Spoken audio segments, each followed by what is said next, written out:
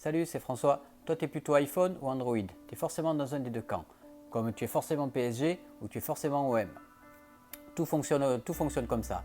Cette semaine, je t'avais dit qu'on parlerait de prise de notes. C'est ce qu'on commence aujourd'hui. Dans le mail réservé à mes contacts privés que j'envoie tous les jours, j'explique en détail la prise de notes sur du papier, sur des carnets, tout simplement, avec un carnet et un stylo. Mais le problème que l'on rencontre, c'est pas la prise de notes sur le papier, mais c'est comment retrouver ces notes une fois qu'on les a saisies, comment les retrouver facilement. Et c'est ce que je voudrais te montrer maintenant. On passe sur mon téléphone et sur mon ordinateur tout de suite.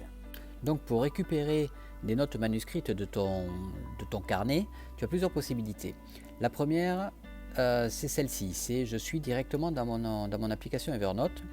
Je clique sur le petit bouton vert en bas plus pour rajouter une nouvelle note à laquelle je peux très bien donner un titre si je veux. Je l'appelle note.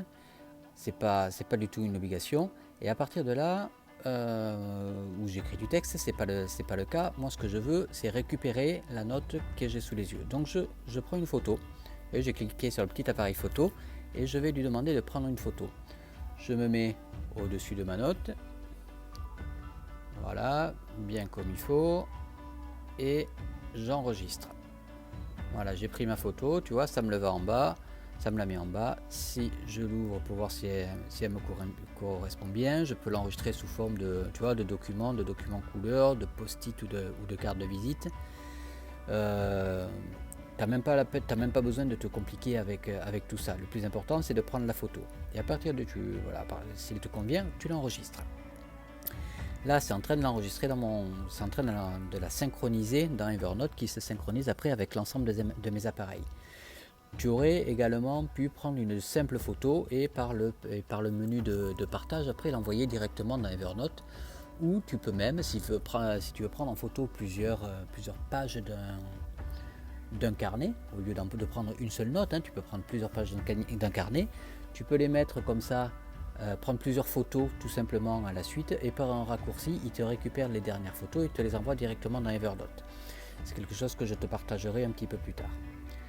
Voilà, maintenant que c'est synchronisé, on passe sur mon ordinateur et tu vas voir comment on peut très facilement la récupérer, quel que soit l'outil.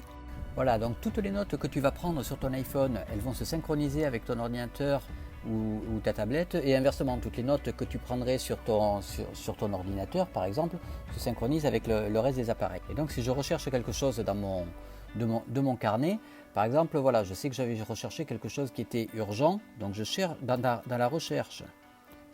Je tape tout simplement urgent, je valide et là il me sort, tu vois, ici sur le côté, toutes les notes qui comportent ce mot-là. Donc ça peut être écrit de manière tapée, ça peut être dans un PDF, ou ça peut provenir d'une image, ou ça peut être de l'écriture manuscrite. Tu vois, on retrouve ici la note que j'ai scannée tout à l'heure, où il me retrouve ici le mot urgent, ce qui fait que j'ai accès directement à ma note.